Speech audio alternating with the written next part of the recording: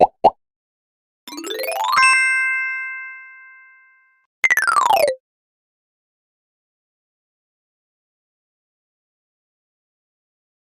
gente, tudo bom? Eu sou a Luciane, professora de História do IFMG Sabará. Esse é o segundo vídeo sobre questões de História e Ciências Humanas no Enem. Para quem estava acompanhando, eu fiz um primeiro videozinho onde eu falei um pouco dos conteúdos que mais caem na prova de História de Ciências Humanas e falei também sobre algumas estratégias para estudar o conteúdo de Ciências Humanas de forma mais tranquila e agradável, né? Principalmente para quem não gosta muito de humanas. Nesse segundo vídeo, eu vou trazer algumas estratégias para a hora da prova, para vocês responderem a prova, para vocês utilizarem tanto para otimizar o tempo, quanto para evitar cair em pegadinhas, né? Que aquelas famosas que sempre tem na prova do Enem. Dicas gerais. Primeira dica, método pega-varetas. O que é pega-varetas? Vocês provavelmente não sabem, porque não é da época de vocês, mas as pessoas da minha geração tinham uma diversão muito boa, que era juntar um monte de vareta e saltar. E aí a ideia era pegar sem mover as outras. O que a gente fazia? A gente pegava aquelas que tinham caído longe. A professora viajou. O que isso tem a ver? Gente, tem tudo a ver. O que é um método pega-varetas? Você vai chegar lá na prova de história, por exemplo, e vai bater o olho e vai ver que no enunciado ela fala assim, isso aqui é Revolução Francesa. Aí você, opa, Revolução Francesa é sopa pra mim, é muito fácil, eu adoro ver as cabeças rolando. Então o que eu vou fazer? Eu vou direto nela. Aí você tá lendo lá não sei o que, porque na Idade Média, você fala, sei nada de Idade Média. O que você faz? Você pula para responder depois. Qual que é a lógica disso? Vamos supor que você é muito bom em história da Revolução Francesa e seja péssimo em Idade Média. Se você responder a prova pela ordem que as questões vêm, suposição, tá, gente? Lá, nas 3 últimas questões de história, são todas sobre história da Revolução Francesa. Só que você está cansado, você está exausto e você está sem tempo. Então, ao invés de fazer com qualidade uma questão que provavelmente você acertaria porque você sabe, você vai fazer na pressa e pode errar. Então, dos males o menor, por isso que eu falei que era estratégia. Se é para deixar a questão para fazer no final, correndo, no desespero, na maluquice, já cansada de ler, que sejam questões que talvez eu já fosse errar, porque eu não faço ideia do que seja. Isso vale para qualquer matéria. Vamos lá na matemática. Eu lembro que eu amava responder equações. Nossa, passava o dia inteiro fazendo aquilo. E eu, gente, não sei o que é logaritmo até hoje. Então, se eu chego na prova de matemática e vejo uma equação de segundo grau, vou lá responder. Eu vejo o log, eu falo, tá bom, querido, vai pro fim da fila. Final da prova, converso com você. E aí eu vou lá, se eu errar, provavelmente eu já ia errar, porque eu não faço ideia do que seja logaritmo. Entendeu a jogada? Então a ideia do pega-vareta é, se eu conseguir de cara já identificar que aquela questão é uma coisa que eu sei, eu vou muito nela. Se eu conseguir de cara ver que ela é um trem que não vai sair, aí eu falo, minha filha, depois a gente conversa. Funciona, hein, gente? Isso, inclusive, ajuda a ganhar tempo, porque geralmente você passa muito mais tempo nas questões que você não sabe. Então, se você resolver logo as que você sabe, aquele tempão que sobrou é só para você cair matando em cima daquilo que você não sabe direito. Beleza? Aí eu tenho mais dicas. Essa é a primeira e já é uma dica maravilhosa que eu sei. Então, convencida. Tenho mais dicas. Grifa, gente, a prova. Não precisa ter medo da prova nela, não vai te morder. Vocês podem riscar a prova inteira. Pode riscar mesmo, assim, ó, grifa trecho. Quase vocês não vão levar canetinha colorida e marca-texto, né? Primeiro que não vai ter tempo para ficar decorando a prova.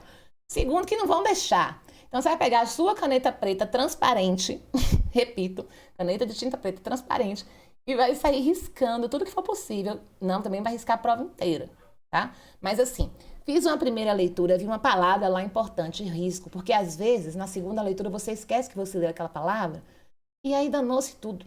E aí você erra uma questão que às vezes você tinha acertado. Quer ver uma coisa que eu sei que todo mundo que está assistindo vai dizer assim, nossa, professora, é verdade. Sabe quando você deixa aquelas 2 questões para responder, fica em dúvida com 2 e sempre marca errada? É porque na primeira vez que você leu, você até sabia qual era a certa, mas ficou um pouco em dúvida.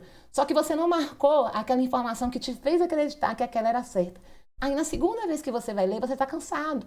E aí você já esquece o que você leu a primeira, você não sabe nem seu nome. Você não sabe nem quando você foi alfabetizado, é uma tristeza.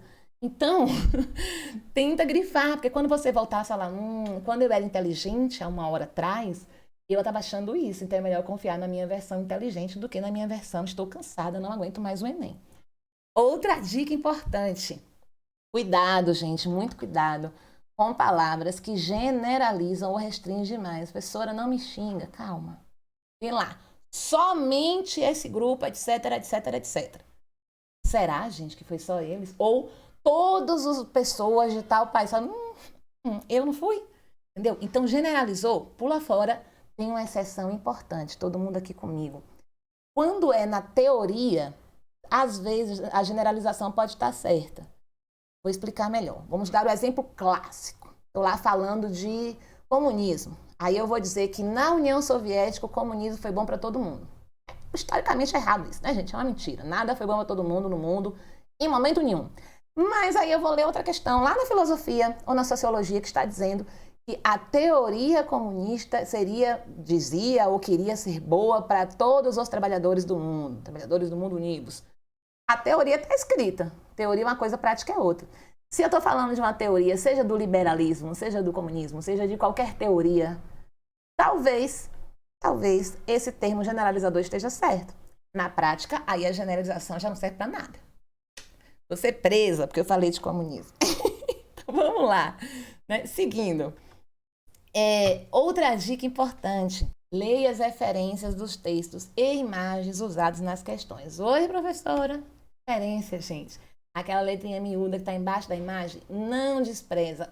Já cansei de ver referência que tem a resposta da minha questão. Lá eu tenho o ano que aquela imagem, o charge foi publicado. Eu tenho onde que foi. Eu tenho o contexto dela. Eu tenho tudo que eu preciso. Quando é imagem, então nem se fala. Eu, às vezes, coloco lá uma foto de Vargas. E aí você fica pensando, gente, mas isso foi da era Vargas ou foi do governo Vargas no outro período, depois de Dutra? O ano da imagem vai estar lá e ele vai dizer tudo para você, né? E isso tem a ver com outra dica que eu até coloquei mais para frente, que eu também falei na outra videoaula, trabalha a leitura de imagem. Eu gosto muito de charge do Primeira República, né, do início do século XX. Por quê? Porque eles partiam do pressuposto que todo mundo é burro. E aí eles colocavam o nome, você não está entendendo que essa mula aqui é um eleitor, eu vou escrever eleitor no braço dele. Então, não tem como não conseguir ler uma charge de Primeira República, mas tem charges nas modernas que não são tão óbvias. Então, quando eu falo ler charge, ler imagens, eu não estou falando de ler as palavras que tem na imagem, não. Óbvio. Eu estou falando de observar que mensagem essa imagem está me passando. Isso é essencial para responder à prova. Outra coisa importante, cuidado com os falsos verdadeiros. Ai, professora, inventa cada nome para as coisas? Invento mesmo. Eu sou dessas. Falso verdadeiro, eu também tenho certeza que todo mundo aí vai concordar e falar, nossa, eu já passei por isso. Tem lá a resposta, né? Tem uma frase perfeita. Vamos dizer, a professora de história estava usando blusa branca, vírgula. Fala, é isso mesmo. Aí depois da vírgula tem. E a parede do quarto dela era preta. Só que você ficou tão empolgada com o começo da frase, que tinha uma verdade muito verdadeira, que você ignorou qualquer coisa que veio depois da vírgula e marcou a alternativa. Então, o que eu chamo de falso verdadeiro às vezes tem uma questão lá que está dizendo muita coisa certa e o porém acaba com tudo. Então, não tem como estar meio certa. Ou todas as informações ali estão certas, ou então esquece ela e manda ela ir pastar, tá? Então, cuidado com a empolgação da frase que vem antes da vírgula. Porque depois dela sempre vem uma bagaceira que acaba com você, com a sua estratégia, com o seu conhecimento, com a sua capa, acaba com tudo. Atenção para as imagens, acabei de falar, mas trouxe até um segundo exemplo. Essa capa de revista do Capitão América. O Capitão América é atemporal, gente. Ele está lá antes na Primeira Guerra, ele está na Segunda, ele está agora no filme que estava no cinema. Então você fala, ai meu Deus do céu, de quando que isso está falando do Capitão América? Eu vou ler a imagem mais uma vez. O Capitão América está socando a cara de quem? De um rapaz muito suspeito, com um bigodinho muito feio e um símbolo da suástica no braço. Só pode ser o Hitler.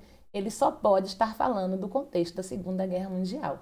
Beleza? Então, muita atenção. Isso que é fazer leitura de imagem. Até tem a questão aqui, mas a gente não vai fazer ela hoje não. Vai ter mais vídeo para fazer isso. Outra dica, e essa vale para todas, assim, de humanas, de português, de biologia. Lê o enunciado antes do texto. Como assim? Imagina que você pega essa questão do Enem de 2010. Você lê o texto todinho. Chega lá embaixo que você vai descobrir o que a questão quer do texto. O que você vai fazer? Você vai voltar e vai ler o texto todo de novo. Você vai fazer isso? A partir de agora, não. Porque você assistiu o meu vídeo e no meu vídeo eu estou lhe dizendo pega esse enunciado que aí está vermelhinho começando com o texto e lê. O texto é parte, blá, blá, blá, blá, blá. E eu quero que você tire isso do texto. Aí o que você vai fazer? Depois de saber o que você precisa no texto, é que você vai ler o texto. E aí você já vai fazer uma única leitura, você vai ganhar por alto vários minutos, e já vai fazer essa leitura orientada. O seu olho já vai, ó, direto para achar o que você precisa. E aí, gente, você vai ganhar tempo e você vai ganhar a resposta. Outro detalhe importante, às vezes o enunciado nem quer nada que está no texto, ele só quer botar um texto para fritar o seu juízo e chegar no enunciado e falar, então, gente, esse texto que eu botei não vai servir para nada porque eu quero que você fale de um contexto geral. Se você lê o enunciado antes, você só vai no texto se você não lembra do conteúdo e acha que ele vai te ajudar. Mas se você lê antes e continuando no nosso exemplo, uma questão de Revolução Francesa, você fala... Quem vai ler esse texto é o Coelho, que não vai ser eu. E você vai lá e responde e acerta. Mas eu não estou falando aqui, gente, para não ler o texto, tá? Ler, pelo amor de Deus. Eu estou falando assim, estado emergencial, eu só tenho 2 minutos, então eu vou precisar saber se eu preciso essencialmente do texto ou não, tá bom? Vocês não vão fazer maluquice aí e depois, a pessoa de história lá de Sabará e diz que não era para eu ler nada. Mentira que eu não falei isso. Outra coisa importante, cuidado com os conteúdos e disciplinas. Como assim? Gente... Eu falei para vocês no vídeo passado que a prova de ciências humanas, né, como o nome já diz, eu vou ter história, geografia, filosofia, só que tem uma coisa ainda pior na prova de ciências humanas. Eu tenho português. Então, vocês devem ter observado isso. Tem muita questão que não é conhecimento histórico, basicamente. É entendimento de interpretação e saber a língua portuguesa. Por um exemplo, essa questão do Enem de 2015, ela fala de um discurso lá do Obama. E ela simplesmente pede para eu dizer que tipo de raciocínio é isso. Isso é basicamente filosofia e português. Porque se eu não souber filosofia e souber português, eu vou saber o que é um paradoxo, uma dedução, uma metáfora, uma analogia. Estou errada? Professores de português, comentem no meu vídeo. Estou me sentindo uma blogueirinha mandando alguém comentar. Mas isso aí também é conteúdo de português. E aí você vai sabendo português, você nem sabe quem é Obama. Quem é Obama? Mas você sabe responder porque você sabe português. Então, fiquem atentos que português é importante para a prova de português, para a redação, para a prova de humanas e para a vida. Não tem como se livrar do português. Não queira também que português é uma língua linda. Então, vamos lá. Outra importante estratégia. Ficar atenta ao que a questão pede, não necessariamente ao que ela anuncia. Como assim? Prometo que toda questão que resolver eu vou ficar usando essas diquinhas aqui que eu tô passando para vocês. Mas esse é um outro exemplo daquilo que eu falei, que junta essas 2 dicas. Ficar atento ao que a questão pede e ler o enunciado antes. Eu tô vendo 2 textos, um da UDN e outro do CGT.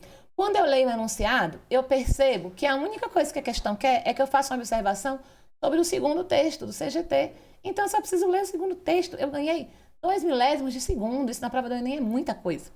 Então, fiquem atentos ao que o enunciado pede, não necessariamente ao que você acha que a questão tem que falar sobre. Interpretação de texto, acabei de falar, essa é uma questão que eu prometo que a gente vai resolver, porque ela tem uma pegada de interpretação de texto maravilhosa. Ficar atento ao contexto histórico, sabendo o que aconteceu na primeira e eu sabendo o que aconteceu no segundo império, eu vou saber responder essa questão. Então, gente, era basicamente isso, tá? São algumas dicas, servem para a prova de humanas, mas servem para muitas outras provas. E é a partir dessas dicas que a gente vai fazer as nossas resoluções de questões de Enem.